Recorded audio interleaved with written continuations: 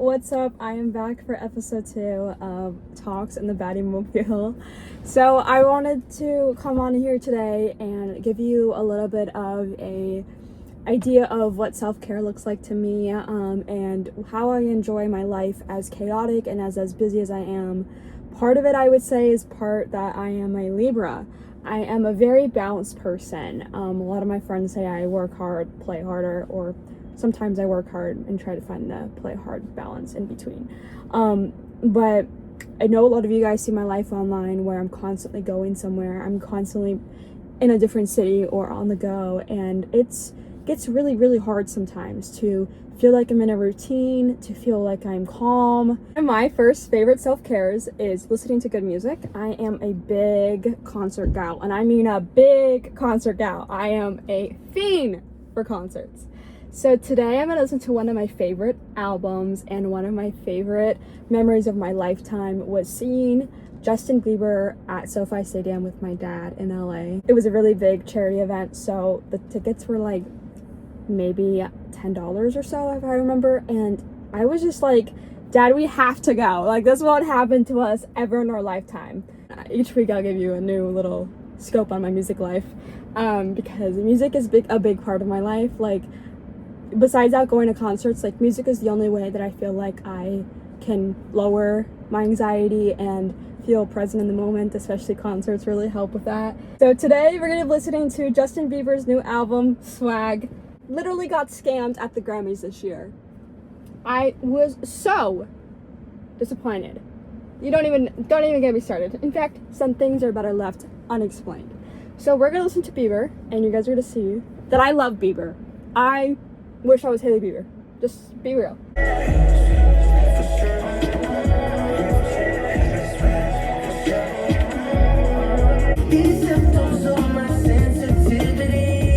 Now that we got the music in our blood here, I do want to get pretty serious about self-care, work-life balance, all the things that make us all baddies, because you can't be a baddie if you don't know how to manage being a baddie, right?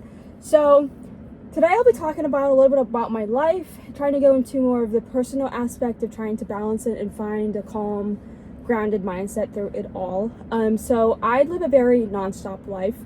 Every hour of my day is booked up, whether it's actually going someplace or actually like meeting after meeting or place after place. I would love to get into a little bit about what I do for work in the next episode, but more for this episode, I want to talk about how I'm able to find balance in all of the activities I do in my life and all the requirements and responsibilities I do that actually require a high level of effort. So basically, I'm a very balanced person, I would say. I find it very valuable in my life to find that peace. I also am very strong-willed at literally not listening to anybody that might disrupt that area of my life, whether that be not giving people energy that don't give it to me back, whether that be not meeting people halfway who have shown me that they don't meet me halfway, or just being positive. Like, I'm a very happy-go-lucky girl. I feel like life's too short to be sad, depressed, and to be angry or to be moody. Like, life is a blessing, and to be here every day is a privilege to have, like, a life. So some people aren't given that opportunity. So to just be happy and live it and treat it like your life is a gift is really my mindset. And I'm sure a lot of you guys see that through social media. Like, I want to go to the newest restaurant every time. I want to go to the newest, matcha shop every time, or I want to go see the world. And that does come with a lot of work. I mean, I don't just like get it handed for free. It also comes with a lot of time management. I'm sure a lot of you guys have kind of scratched your heads wondering how I'm doing it, and I just want to get to the bottom of it. Let's start off with how I wake up. So if I don't have to wake up early, I'll always sleep in late. My body needs it. I need it. But if I have to wake up early because there's so much to do, I will go to bed at a reasonable hour. Getting that sleep has really helped me, but there are a lot of times where I'm guilty of it. Like, I find that sometimes there are nights where I have such a busy day that my only time to relax is between like 12 in the morning to 2 in the morning. And so I only do that on a day where I don't have to be anywhere till like 2 in the afternoon. Another thing is that I am a little bit of a germaphobe, and being sick really is not fun for anybody. And I wouldn't say like I'm a germaphobe freak, but I just don't find it enjoyable to be sick and have to like postpone everything I do. And so I'm a little bit more protective of that. And so every Sunday I do meal prepping, but also I take water bottles, I fill it with water from the store, and I actually put in vitamin C packets. That way, if I have a little bit of my anxiety talking about like, oh, don't get sick with all that I'm doing this week, I every week fill up water. Here's one right here, and I fill it up with elderberry or vitamin C orange flavor. It's like the emergency packets, and this is kind of the water that I drink throughout the day. I obviously drink regular water. I obviously love matcha, but this is a way for me to protect my immune system and also to lower any potential anxiety I might have about getting sick. So that is something I recommend to everybody, especially because you never can predict something like being sick, but you can prevent it as much as you can by sleeping well, and then obviously by trying to take vitamin C every day. Also, I realized that like having a work-life balance is very important. Like, I may be super on the go Monday through Friday like a typical young professional, but then on the weekends I have off. Now sometimes, let's be real, not every weekend you want to be going out. Not every weekend you want to be talking and have your on game, you know what I'm saying? So I feel like on the weekends, like there's been 3 or 4 weekends in a row now where I haven't gone out anywhere. Like, I haven't talked to anybody. I prefer just going out by myself. I prefer just being social, like on my phone, but not having to be social in person. And that really helps because it protects that outside energy that I would want to save for the right moment, and it also like helps manage any exhaustion or burnout I might be experiencing. Last thing I want to get into is self-care isn't selfish. I have said no to a lot of things the past couple months that I just felt like would drain me or wouldn't make me happy. Like, for example, let me give you an idea. Somebody wants to go out to brunch on a Saturday. And I have errands I have to do, or I have, you know, things I have to do that are important to me. As much as I love the friend, I will tell her, hey, you know, it's been a long week. I can't promise brunch on Saturday. Let's reschedule. What that does is it allows me to prioritize myself, knowing that I probably have disappointed my friend, knowing that I probably let her down, knowing that I probably interfered with her schedule and her weekend plans. However, if it's really like a I really can't stretch myself like type deal, like I would just tell people the truth. Like I do want to hang out with you, but this isn't a good time right now, or whatever it may be. But self-care always comes with the element of you might be disappointing somebody for when you do something that's good for yourself, or when you do something that people maybe don't agree with. Another thing is the holidays. I'm not a big holiday person. I never will be. Maybe later in life. I kind of feel like the holidays remind me of stuff that isn't very positive for me. So many of you guys know I'm not like miserable on the holidays, but I would prefer to just be left alone respectfully, because I use it as a self-care week, time off, kind of like all of you guys do with your families. I prefer it by myself.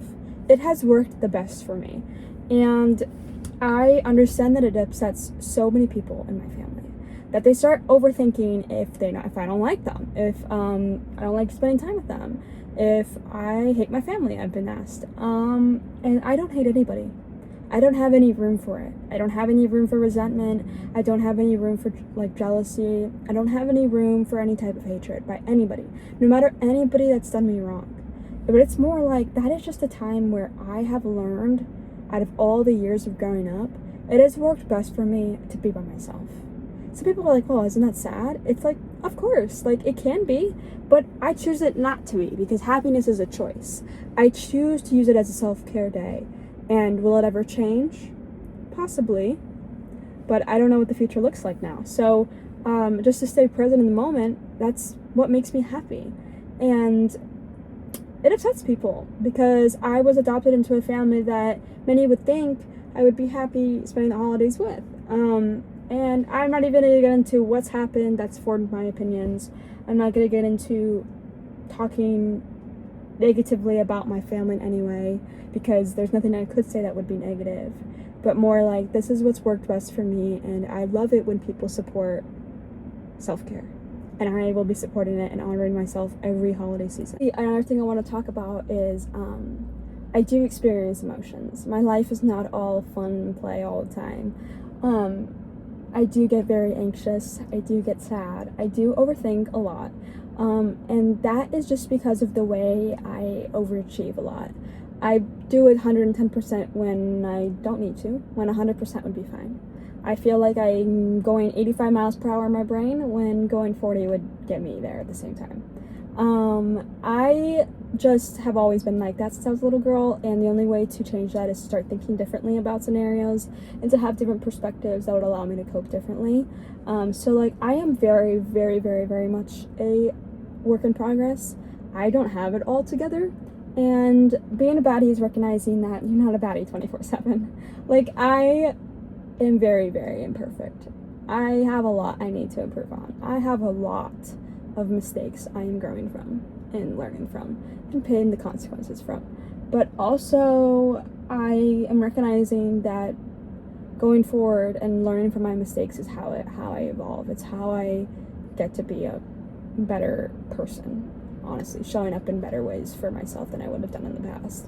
And life isn't easy. I mean, life is hard. I mean, being independent in this economy, being social and young is sometimes interferes with that balance aspect, and it's exhausting. And when you're exhausted, it's all a choice to be exhausted sometimes.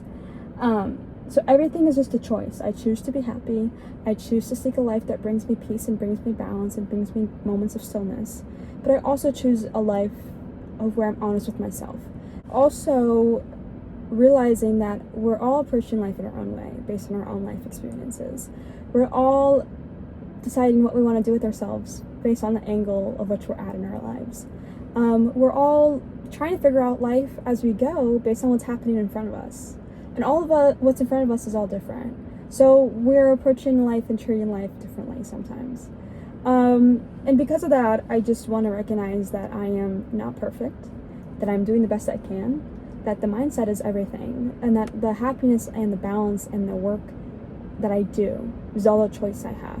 And if I ever want to change it, I can. And if it's ever not working out for me, maybe it'd be time to consider. But I'm just trying to figure out life the way all of you guys are, and some of you look at me like I'm doing great. And a lot of the time I don't feel like that, but I'm just approaching life like through all of you, and it doesn't make me better in any way. It's gonna be it for episode 2, wrapping up with the idea of perfection comes with imperfection, and work-life balance does come with an imbalance a lot of the time. Recognizing that in order to achieve balance, you have to go through days, if not periods of life that are very difficult. To achieve a state of zen is my goal. But I want to say thanks guys for watching, and I will see you so soon. Bye.